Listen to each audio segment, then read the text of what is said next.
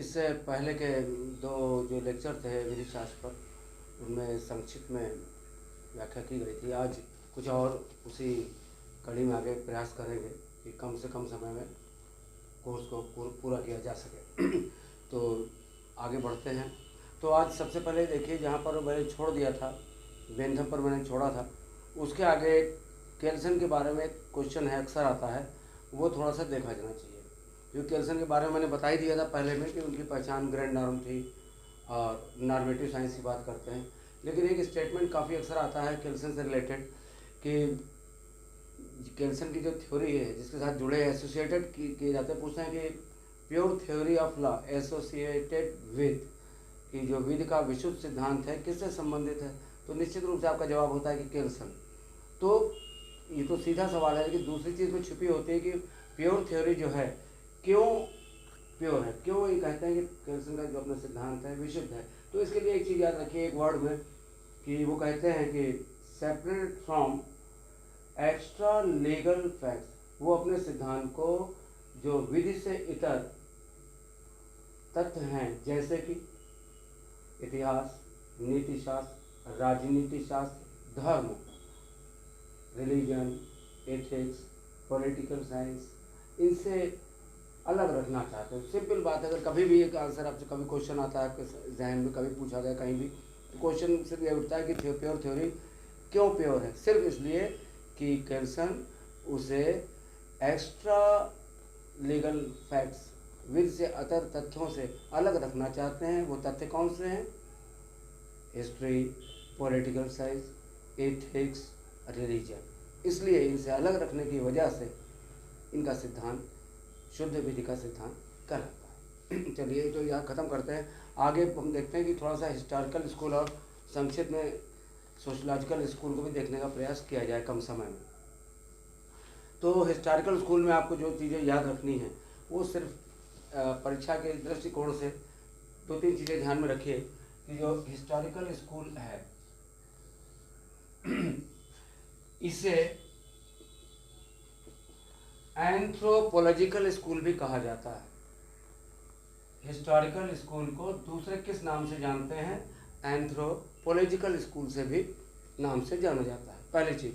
दूसरी चीज, जैसे आपने देखा था कि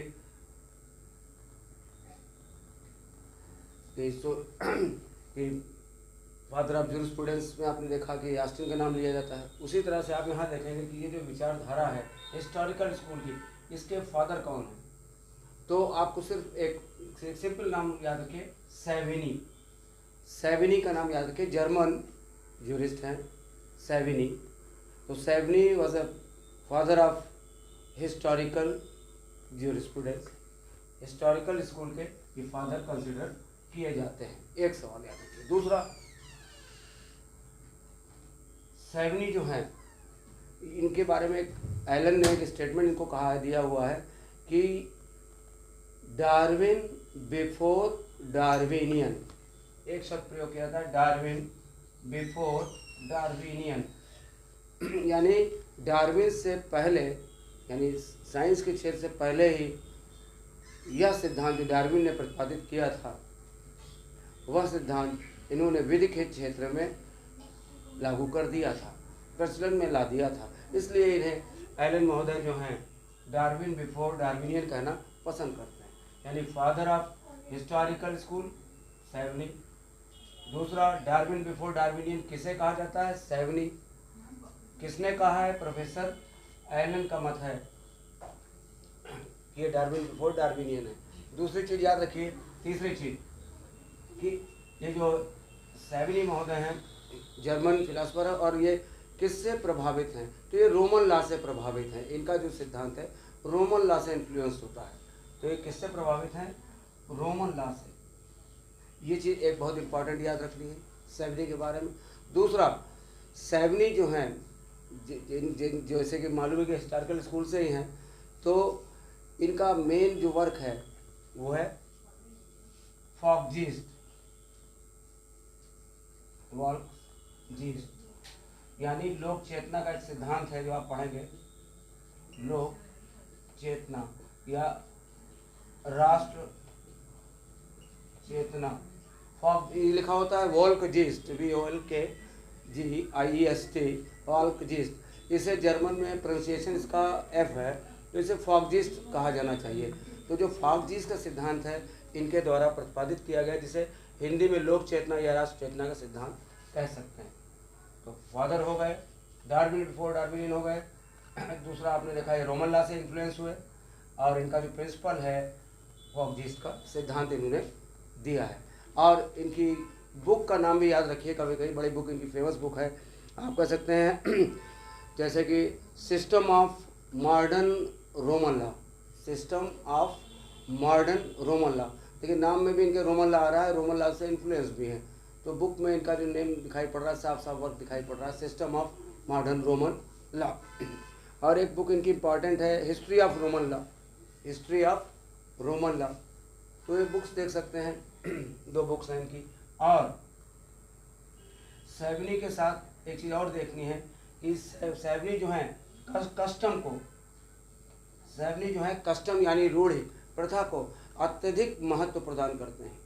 यानी कस्टम जो है लेजिस्लेशन के ऊपर ओवर राइडिंग इफेक्ट रखती है। इनका मानना है कि प्रोसीड करती है लेजिस्लेशन के ऊपर। कस्टम का प्राधिकारिक महत्व सेवनी की निगाह में ज़्यादा है, इसीलिए कभी कभी इनकी आलोचना की जाती है। खासकर प्रोफेसर पाउंड ने इनकी आलोचना की है कि आपने लेजिस्लेटिव पेसिमिज्म को बढ़ावा दिया है, यानी विधायी निराशावाद को बढ़ावा दिया है। क्योंकि आप कहते क्या हैं, चीज और कहते हैं कि लॉ इज फाउंड, विधि पाई जाती है, विधि पाई जाती है, बनाई नहीं जाती। Law is found not made, यानी अगर इसका ठीक उल्टा बोल दिया जाए, law is made not found, तो इट मीन्स आप एनालिटिकल स्कूल में चले जाते हैं कि बनाया जाता है लेजिस्लेशन। बट ये ठीक उल्टा कहते हैं यहाँ पर, law is found not made, यानी विधि पाई जाती है। तो पाई जाती कहाँ है? कस्टम्स में, लोगों की आदतों में, हैबिट्स में।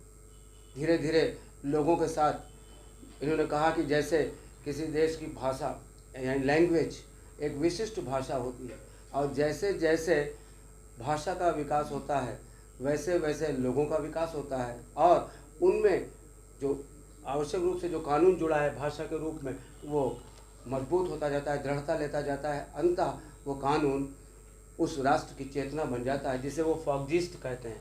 और इनके जो शिष्य थे पुख्ता, उन्होंने एक चीज़ में ऐड की इनके बाद में थीसिस में, कि जैसे ही उस सिविलाइजेशन, उस नेशनलिटी ख़त्म हो जाती है, रिजॉल्व हो जाती है, वैसे ही उस लोक चेतना का भी अंत हो जाता है। क्योंकि भाषा के साथ विकसित हुई, लोगों के साथ विकसित हुई और राष्ट्र की चेतना बन गई।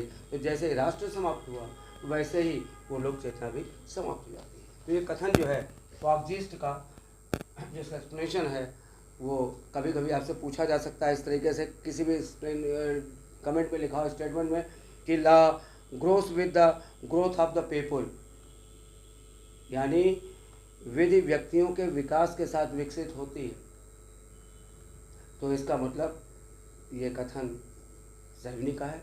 और इसमें दूसरी चीज़ छुपी हुई है कि वे भाषा को, लैंग्वेज को राष्ट्रीय चरित्र, नेशनल कैरेक्टर प्रदान कर देते हैं। तो आपको ये भी ध्यान रखना होगा कि कभी कभी स्टेटमेंट इस तरह से भी आपके आंखों से सामने से गुजर सकता है कि जिसमें कहा गया हो कि कौन ऐसा जुरिस्ट है जो भाषा को, लैंग्वेज को नेशनल कैरेक्टर यानी राष्ट्रीय चरित्र देता हो। तो निस्संदेह आपको सेवनी के साथ में जाना चाहिए। तो सेवनी से रिलेटेड छोटी सी बातें हैं, इनको थोड़ा ध्यान में रखिए संक्षेप में देखने के लिए। इसके बाद चूँकि हिस्टोरिकल स्कूल में तो केवल सेवनी को बताया था, इसके साथ हिस्टोरिकल स्कूल में कौन कौन से फिलासफर या जूरिस्ट हैं उनके थोड़े संक्षेप में नाम देख लीजिए। Henry main, sir Henry main,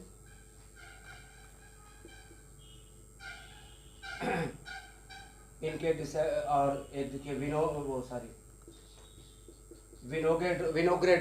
विनोग्रेडॉफ और पुख्ता और मॉन्टेस्क्यू का भी नाम आप ले सकते हैं।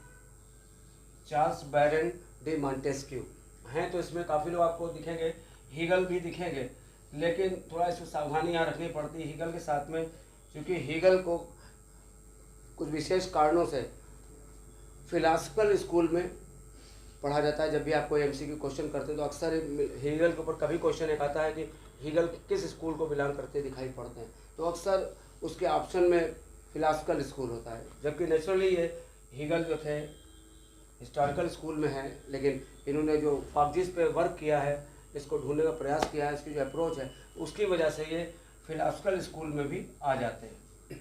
तो यहाँ पर आप थोड़ा सा आगे बढ़िए। ये तो चीज़ कंटेंट क्लियर हो गए थे।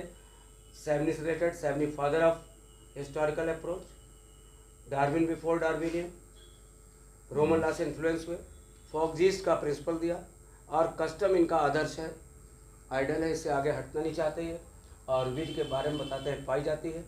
और जैसे भाषा विकसित होती है वैसे विधि का विकास होता है, और इसी प्रकार से उन्होंने भाषा को राष्ट्रीय चरित्र दिया है। तो इतनी चीज़ें आप इनके बारे में देख लेंगे तो काफ़ी चीज़ें कवर हो जाती है। अब एक और देखिए क्वेश्चन है, बड़ा इंपॉर्टेंट क्वेश्चन है। Sir Lord Sumner Henry main, इनका नाम काफ़ी बड़ा है, लॉर्ड समनर हेनरी मेन। ये इंडिया में लॉ कमीशन में भी रहे चेयरमैन। इनके बारे में देखिए क्या है, ये इंग्लैंड में है। सर हेनरी मैन इंग्लैंड में रहे। इन्होंने ऐतिहासिक विचारधारा का जो नेतृत्व है, जो बागडोर है, वो इंग्लैंड में संभाली है। और इनका जो मेन, जो आप एमसीक्यू क्वेश्चन में अगर ध्यान दीजिए, बहुत विस्तार में जाके तो पॉइंट वाइज देख लीजिए। नंबर 1, हेनरी मेन की जो पहचान है वो प्राचीन यानी एंशियंट,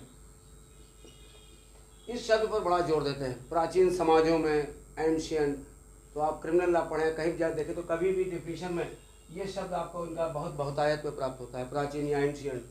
तो हेनरी मेन ने के साथ जो जुड़ा हुआ है वो है कंपैरेटिव स्टडी, तुलनात्मक अध्ययन। उन्होंने क्या किया, आपसे एक सवाल कभी कभी आता है अक्सर कि विधि के क्षेत्र में तुलनात्मक अध्ययन, कंपैरेटिव स्टडी जो मेथड है, किसने इंट्रोड्यूस किया? तो निसंदेह हेनरी मेन ने विधि के क्षेत्र में तुलनात्मक पद्धति का उद्घाटन किया। एक चीज हो गई।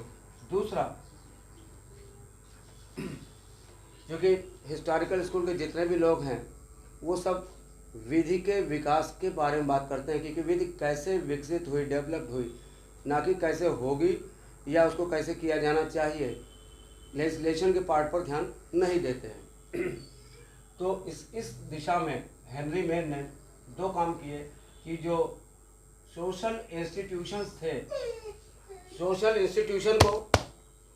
इंस्टीट्यूशन को इन्होंने 2 पार्ट में डिवाइड किया। तुलनात्मक देखिए स्टडी कर रहे हैं, क्यों कि सोशल इंस्टीट्यूशन यानी सामाजिक संस्थानों में विधि का विकास कैसे हुआ, सामाजिक संस्थानों में विधि का विकास कैसे हुआ, इस आधार पर, ऑन द बेसिस ऑफ किस प्रकार विकास हुआ, उन्होंने 2 सोसाइटियों में बांटा।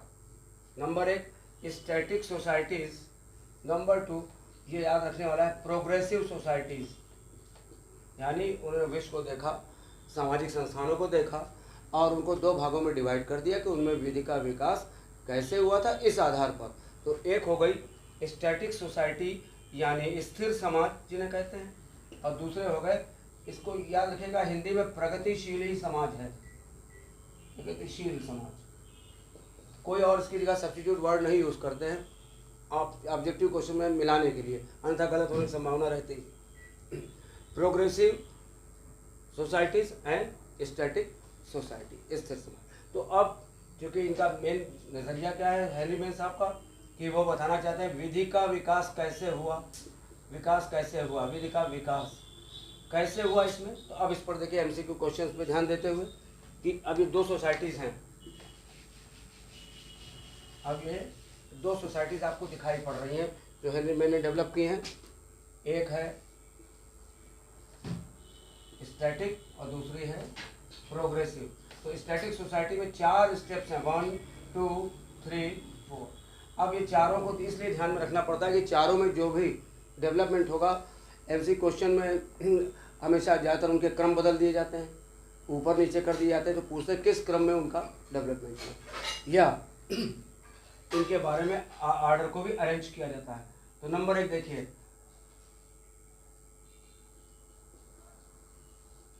अब स्टैटिक सोसाइटी माने स्थिर समाजों में विधि का विकास कैसे हुआ। तो पहली स्टेज है, पहला चरण है वो डिवाइन इंस्पिरेशन, दैवीय प्रेरणा के द्वारा हुआ, डिवाइन इंस्पिरेशन। तो ये चीज़ आराम से याद रखी जा सकती है, दैवीय प्रेरणा के द्वारा उस सोसाइटी में, स्थिर समाजों में विकास जो हुआ डिवाइन इंस्पिरेशन, दैवीय प्रेरणा से हुआ। ये जो दैवीय प्रेरणा थी धीरे धीरे ग्रेजुअली डेवलप होती रही, धीरे धीरे विकसित होती रही। सेकेंड स्टेज में आकर यही जो डिवाइन प्रेरणा थी ये कस्टमरी लॉज बन गई, कस्टमरी प्रैक्टिस यानी रूढ़िजन्य विधि बन गई। तो जो डिवाइन इंस्पिरेशन पे जो विधियाँ चली आ रही थी उनको कस्टमरी प्रैक्टिसेस से रूढ़ि रिवाज के रूप में मान्यता मिल गई। तो दूसरे स्टेज में इस सोसाइटी में जो विधिक विकास दिखाई पड़ रहा है वो कस्टमरी प्रैक्टिसेस और कस्टमरी लॉज से दिखाई पड़ता है। तीसरा देखिए, तीसरी स्टेज और आई, कुछ समय बाद डेवलपमेंट हुआ। तो अब डेवलपमेंट हो रहा है, यहाँ पर प्रीस्ट आ गए, कुलीन तंत्र आ गए।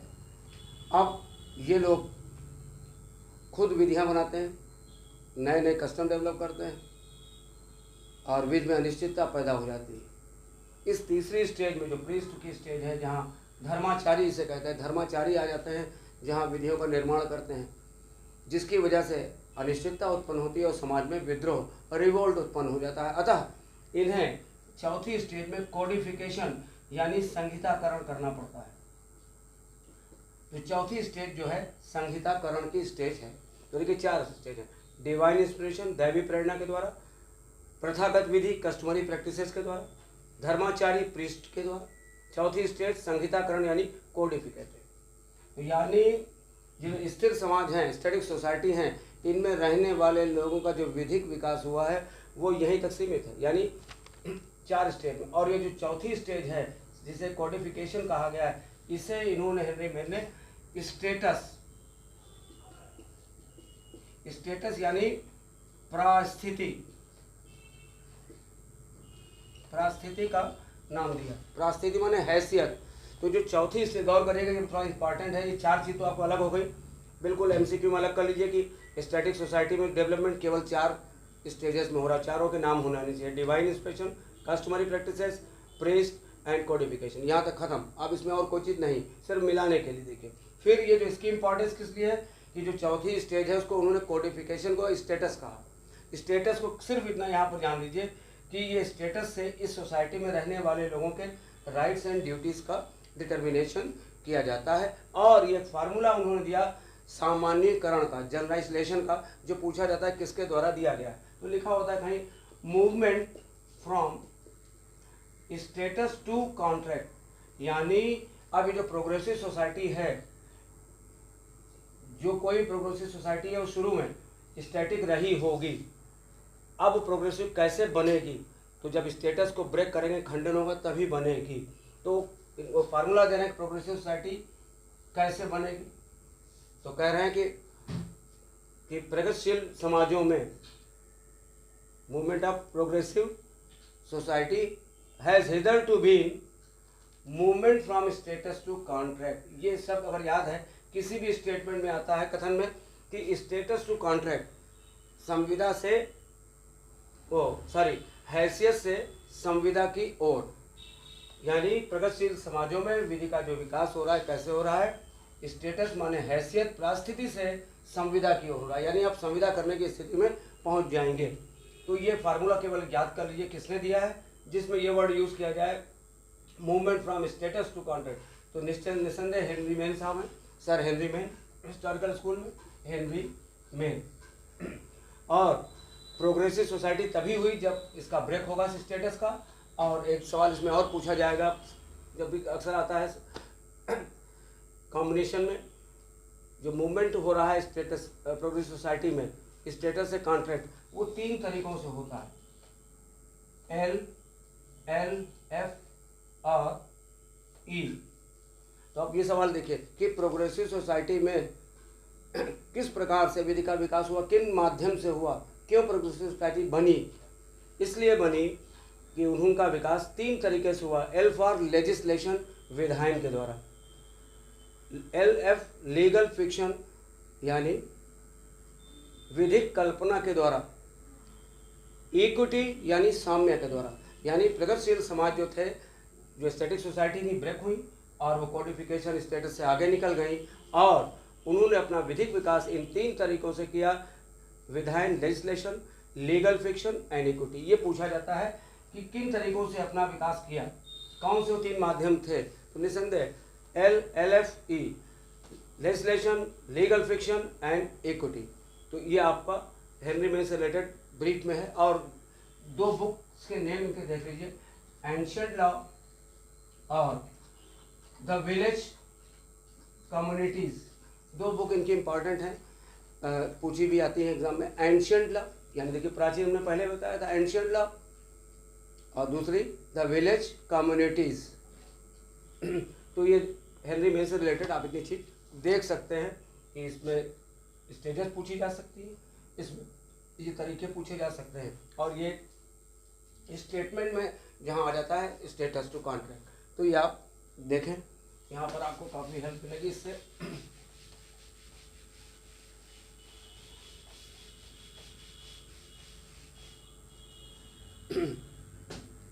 तो अब आगे आपको स्कूल से थोड़ा सा आगे इसके जो और भी जो बताए थे, जो जानने में इसमें फॉलो करते हैं, नाम मिलाने के लिए आप याद रख सकते हैं कौन स्कूल में आते हैं। तो 2 तो खास आपने देखे, सेवनी मेन। अब जो और लोग हैं सेवनी के जो शिष्य हैं, पुख्ता हैं, विनोग्रेडॉफ हैं, और एडमंड बर्ग, मॉन्टेस्क्यू इत्यादि भी हिस्टोरिकल स्कूल में आते हैं, और हीगल साहब। तो यहाँ तक आप देख सकते हैं। इसके बाद आप सोशलॉजिकल स्कूल में थोड़ा सा देखिए, सामाजिक विचारधारा में।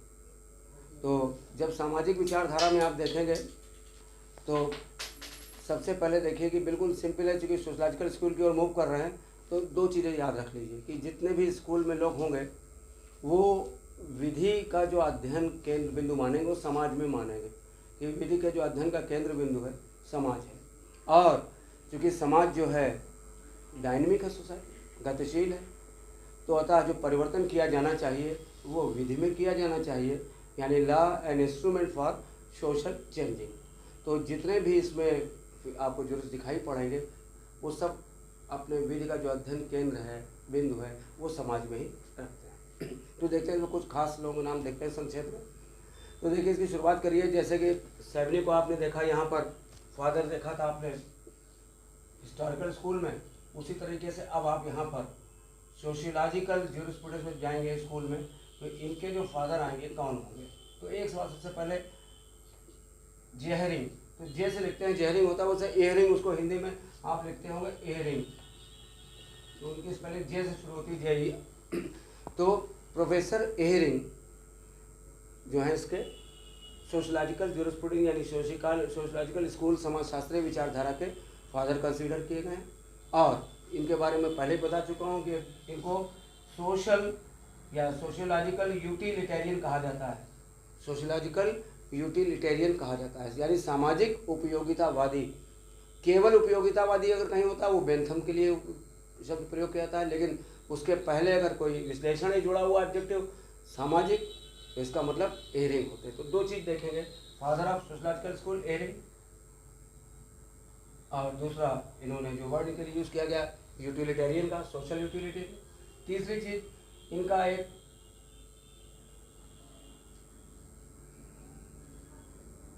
law as means to an end। एक इन्होंने एक स्टेटमेंट दिया हुआ है, law as means to an end। विधि साधन है, स्वयं लक्ष्य नहीं है, साध्य नहीं है। विधि के द्वारा पूर्ति की जा सकती है, उद्देश्यों को पाया जा सकता है, एन इंस्ट्रूमेंट है। तो ये याद रखते हैं, law is means to an end. ये भी स्टेटमेंट इन्होंने दिया हुआ है प्रोफेसर एहरिंग ने। तो शॉर्ट में आप इतना ही यहाँ पर देखें इसके साथ में। और क्योंकि इसमें एक और चीज़ है कि जो इंटरेस्ट थ्योरी है, राइट की जो इंटरेस्ट थ्योरी है, अधिकार के हित की जो व्याख्या है, उसके प्रतिपादक भी फॉलोअर मानने वाले भी प्रोफेसर एहरिंग साहब हैं, तो आप इसको देख सकते हैं। देन इसी स्कूल में और आगे बढ़ते हैं जल्द तेजी से, साथ में थोड़ा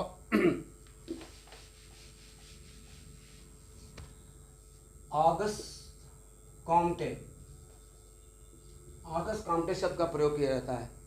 ऑगस्ट कॉम्ट, तो ऑगस्ट कॉम्टे को आप दो चीज़ों के लिए याद रखिए कि इन्होंने समाजशास्त्र शब्द यानी सोशियोलॉजी या समाजशास्त्र शब्द का प्रयोग किया है। समाजशास्त्र के जनक भी है, लेकिन समाजशास्त्री विचारधारा के नहीं है, ये ध्यान रखना है यहाँ पर। और इनका साइंटिफिक पॉजिटिविज्म याद रखिए कि इनकी जो संकल्पना जो कभी कभी पूछी आती है कि साइंटिफिक पॉजिटिविज्म की अवधारणा किसने प्रस्तुत की, तो साइंटिफिक पॉजिटिविज्म जो है ऑगस्ट कॉम्टे का है। और समाजशास्त्र शब्द का इन्होंने प्रयोग किया है। दो चीज देखिए। तीसरा एहरलिख,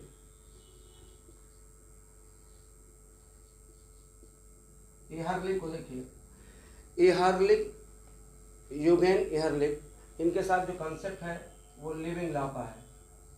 लिविंग लॉ यानी जीवित व्यक्ति। अब आपसे कभी कभी स्टेटमेंट ये कई चीज़ें पूछी जाती हैं कि लिविंग लॉ का कंसेप्ट बताइए क्या है, जीवित विधि का जो कंसेप्ट है किसने दिया है, तो एहरलिख के साथ में लिविंग लॉ का जो कंसेप्ट है वो एहरलिख ने दिया है, ये आपको याद रखना चाहिए। और एहरलिख के लिए अगर आपको थोड़ा देखना है तो ये जरूर देखिएगा कि इनकी खासियत है कि इस बात को जोड़ देंगे, कभी भी इनका कोई स्टेटमेंट जो पहले भी आए हुए हैं तो कहते हैं कि ये the central gravity of law, विधि का जो अध्ययन का जो केंद्र बिंदु है वो स्वयं किसी लेजिस्लेशन यानी विधान में या किसी प्रेसिडेंट यानी न्यायिक निर्णय में ना होकर स्वयं समाज में पाया जाता है, स्वयं समाज में पाया जाता है। यानी वास्तविक विधि का जो प्रतिबिंब है कहाँ से प्रतिबिंबित होती है, समाज से होती है। और जब कोई पार्लियामेंट कोई लॉ बनाए या कोई जुडिशियल डिसीजन दिया जाए तो उस पर इसी बात का दबाव होता है कि वो देखे कि समाज में ये सामाजिक दबाव क्या है और उसके अनुसार जब वो निर्णय दे तब सफल होने की संभावना ज़्यादा रहती है। तो उनका विचार यही है कि वास्तविक विधि के दर्शन ना तो विधान से होते हैं और ना ही प्रेसिडेंट से, ना ही किताबों में वर्णित पुस्तकों में नियमों से, बल्कि होते कहाँ हैं, स्वयं समाज में। इसलिए लिविंग लॉ का कंसेप्ट इनका दिया हुआ है। 3 हो गए आपके। और ड्यूगेट, अब ये बहुत ही फेमस है, इनके लिए आपको तो काफ़ी सावधानी पूर्वक देखना पड़ेगा। ड्यूगेट पे आपको मैक्सिमम टाइम क्वेश्चन जो है पेपर्स में आपको अक्सर दिखाई पड़ते हैं पढ़ने के लिए।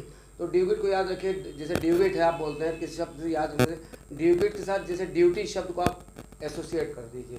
जहाँ ड्यूगेट लिखे हैं वहाँ ड्यूटी भी शब्द कर लीजिए।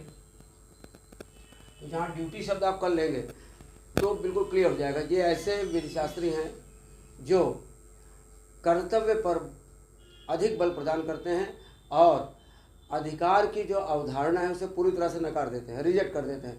द कंसेप्ट ऑफ राइट जो है कभी भी आए क्या रिजेक्ट करते हैं, मैं अधिकार को नहीं मानता। कोई भी ऐसा व्यक्ति आए कहे कि मैं अधिकार को नहीं मानता, केवल अगर तब भी अगर किसी के पास कोई एक अधिकार है तो उसके कर्तव्य का पालन करने का अधिकार है। यानी आप कोई चीज़ पजेस करते हैं क्या, ओनली ड्यूटी। अगर आपके पास कोई एक अधिकार है केवल कर्तव्य, तो कर्तव्यों पर ये बल प्रदान करते हैं। कोई भी स्टेटमेंट आपको जहाँ मिलता है जहाँ पर अधिकार को बिल्कुल नकार दिया जाए, द्वयम दर्जे पर रख दिया जाए और कर्तव्य को ही बल प्रदान किया जाए तो वो ड्यूटी होते हैं, ड्यूटी पर इम्फेसिस करते हैं। और दूसरी चीज़ इन्होंने श्रम का विभाजन भी बताया है, श्रम का विभाजन। और साथ में जो इनका बेसिक प्रिंसिपल है जो पढ़ा जाता है, सोशल सॉलिडेरिटी, सामाजिक समेकता, सामाजिक समेकता, सोशल सॉलिडेरिटी। अब आपसे पूछा जाता है कि जैसे कि एहरिंग का सिद्धांत देखा आपने तो आपको पता चल रहा है it means to an end, Ehrlich living law, Duguit social solidarity यानी सामाजिक समेकता का सिद्धांत किसने दिया, तुरंत आपका जवाब होगा ड्यूगेट, ड्यूगेट के द्वारा दिया गया है। ये आपका क्लियर हो गया। अब अंत में समाप्त करते समय इसमें स्कूल में आपको थोड़ी सी ब्रीफ में बताता हूँ मैं। प्रोफेसर डेन रास्को पाउंड, अब इनका नाम लिए बिना तो सोशलॉजिकल स्कूल कंप्लीट होना ही नहीं। सबसे प्रमुख मनीषी विद्वान हैं, अमेरिकन जूरिस्ट हैं। इन्होंने सोशलॉजिकल स्कूल एक विकास करने में एक बहुत ही महत्वपूर्ण योगदान दिया। और सोशलॉजिकल स्कूल जैसा कि स्पष्ट है कि वो सामाजिक अध्ययन विधि के बल को ज़्यादा प्रभाव देता है। तो पाउंड के लिए सबसे पहले याद रखिए कि सोशल इंजीनियरिंग का कंसेप्ट किसने दिया, सामाजिक अभियंत्रण का सिद्धांत किसने प्रतिपादित किया। सिंपल बात, सीधे, जहाँ सोशल इंजीनियरिंग है इट मीन्स पाउंड है। सोशल इंजीनियरिंग पाउंड के द्वारा दिया गया है। दूसरा चीज, पाउंड का एक स्टेटमेंट बड़ा इंपॉर्टेंट है जो बहुत ही सरल तरीके से कहते हैं। वो कहते हैं कि पाउंड कि हम तब तक किसी वस्तु के बारे में जान न लें कि वो करती क्या है, व्हाट इट डज, वो करती क्या है, तब तक हम उसके बारे में कुछ नहीं बता सकते हैं। तो ये स्टेटमेंट कभी कभी आता है कि ये कथन किसने कहा है कि हम उस वस्तु के बारे में तब तक कुछ नहीं कह सकते जब तक कि ये पता न कर लें वो करती क्या है, what it does. It means ये स्टेटमेंट जो है पाउंड को इस बात के बताता है कि फंक्शनल लॉ विधि के कार्य के बारे में बताता है। तो स्टेटमेंट सिंपल इतना है कि जब तक हम किसी वस्तु के बारे में जान न लें वो करती क्या है तब तक हम बता ही नहीं सकते। तो इसका मतलब उसके फंक्शन को जानना चाहते हैं। इसलिए पैटर्न ने जो सोशलॉजिकल स्कूल है इसको फंक्शनल लॉ स्कूल भी कहा है। देखिए, जैसे हिस्टोरिकल स्कूल कहा था कि एंथ्रोपोलॉजिकल स्कूल, उसी तरीके से सोशलॉजिकल स्कूल को दूसरे फंक्शनल लॉ स्कूल भी कहा जाता है। और वो पैटर्न ने कहा है, तो इसी वजह से कहा है कि पाउंड का स्टेटमेंट था कि वो व्हाट इट डज, वो करता क्या है, जब तक उसके बारे में ना जान लें फंक्शन क्या है तब तक हम बता नहीं सकते हैं। इस वजह से फंक्शनल लॉ स्कूल भी कहा जाता है। तीसरा, जो इनका सोशल इंजीनियरिंग का जो फार्मूला है वो सिर्फ एक चीज़ को छुपाए रखता है अपने अंदर, जो वस्तुतः अगर देखा जाए तो बेंथम से भी प्रेरित है सिद्धांत। और बेंथम का स्वयं का वो सिद्धांत जो है बेकारिया से लिया गया है, मैक्सिमम प्लेजर का। तो इन्होंने कहा, पाउंड ने स्टेटमेंट दिया कि function the task of law क्या है, विधि का कार्य क्या है। कहा बैलेंसिंग बिटवीन कन्फ्लिक्टिंग इंटरेस्ट, जो प्रतिद्वंदी हित हैं उनमें संतुलन करना है। कैसे, तो कहते हैं balancing between conflicting interest on the basis of maximum pleasure and minimum friction, यानी अधिक से अधिक सुख की प्राप्ति हो, लाभ हो, और कम से कम नुकसान। तो कभी भी स्टेटमेंट इस तरह का आता है कि बैलेंसिंग बिटवीन इंटरेस्ट, तो आप निश्चित रूप से सोशल इंजीनियरिंग की ओर जाते हैं और पाउंड से उसको कनेक्ट कर सकते हैं। तो पाउंड के बारे में इतनी चीज़ें एग्जामिनेशन के पर्पज से काफ़ी होती है, लॉ में तो काफ़ी इनको पढ़ा जाना चाहिए। अब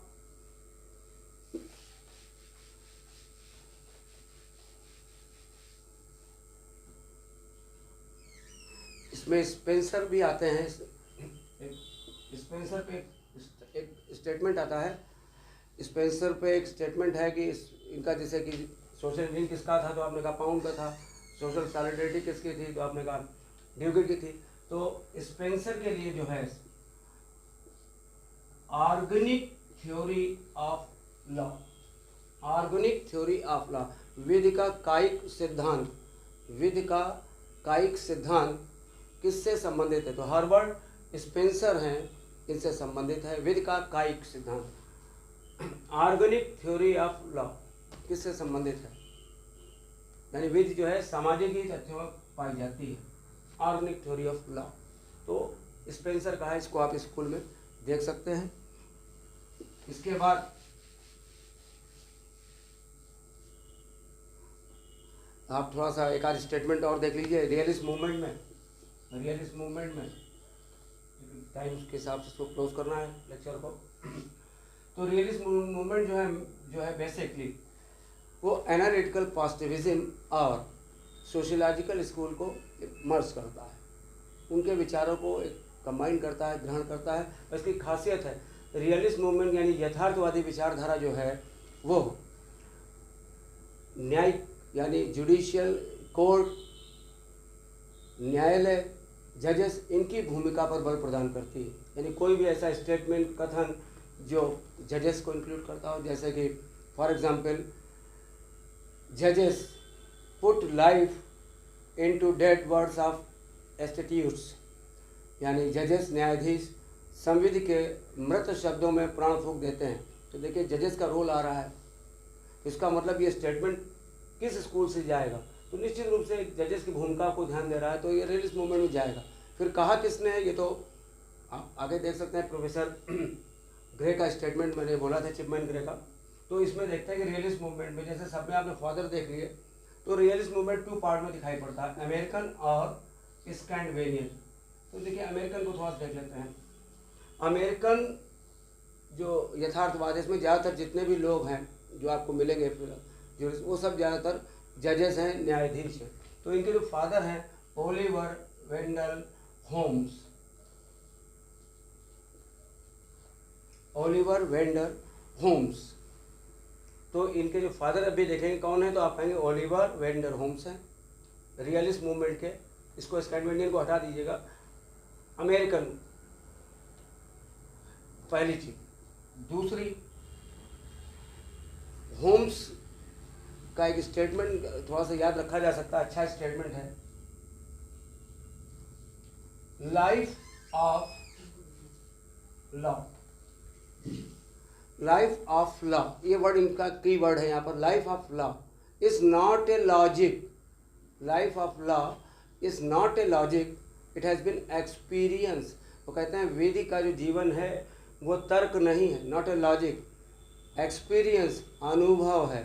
तो इस बात को अगर आपने स्टेटमेंट में पकड़ा कि रियलिस्ट मूवमेंट में विधि का जीवन, life of law, not a logic, logic नहीं, तर्क नहीं है, अनुभव है, तो निश्चित रूप से आप होम्स तक पहुंच जाएंगे। ये एक स्टेटमेंट आपको यहाँ पर मिलेगा।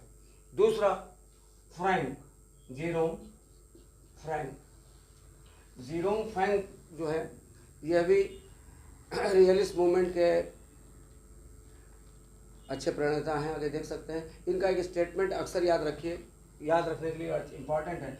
ये इसका जो कीवर्ड है मिथ है, मिथ यानी कपोल, कल्पना, ये शब्द मिलेगा स्टेटमेंट में। तो इसका मतलब आप जेरोम फ्रैंक की ओर जाएंगे। ये कहते हैं कि लॉ इज अनसर्टेन, विधि अनिश्चित है, but certainty of law is myth, किंतु विधि की जो निश्चितता है कपोल, कल्पना है। तो ये एक स्टेटमेंट बड़ा इंपॉर्टेंट अक्सर पूछा जाता है कि जेरोम फ्रैंक का ये क्या है स्टेटमेंट, तो कहेंगे law is uncertain, law is uncertain but certainty of law is myth. जैसे ही जवाब मिला तो आप समझ जाएंगे कि इसका प्रयोग करने वाले जो हैं वो जेरोम फ्रैंक हैं। तो आपका 2 लोगों से मुलाकात हुई। एक तीसरे जो बता ही चुके थे प्रोफेसर चिपमैन ग्रे, इनकी बुक भी बड़ी इंपॉर्टेंट है, nature and sources of law, और इनका स्टेटमेंट बहुत ही इंपॉर्टेंट है, वो है जो आप याद रखिएगा कि जजेस put life into dead words of statutes, जो न्यायाधीश हैं संविधि के मृत शब्दों में प्राण फूंक देते हैं। ये इंग्लिश से ज़्यादा हिंदी में अट्रैक्टिव है। ये जो प्राण फूंक देने का जो शब्द है ये आपको कीवर्ड के रूप में दिखाई पड़ता है। तो ये 3 आपने देख लिए, होम्स, फ्रैंक एंड चिपमैन ग्रे, और इसमें जस्टिस कार्डोजो आते हैं, आप इनकी बुक देख सकते हैं, और लेवलिन भी आते हैं। लेवलिन का भी आप नाम ले सकते हैं। तो अमेरिकन रियलिस्ट मूवमेंट में होम्स, फ्रैंक, चिपमैन ग्रे, लेवलिन, कार्डोजो दिखाई पड़ते हैं। इसमें लेवलिन की बुक भी आप देख सकते हैं, बड़ी इंपॉर्टेंट बुक है, ब्रैम्बल बुश, कभी कभी पूछी भी जाती है। और दूसरी और स्कैंडिनेवियन को आप इसको दूसरे लेक्चर में बाद में लूँगा, समय के अभाव की वजह से। आज इतना आप देखिए, फिर आगे लेक्चर में आता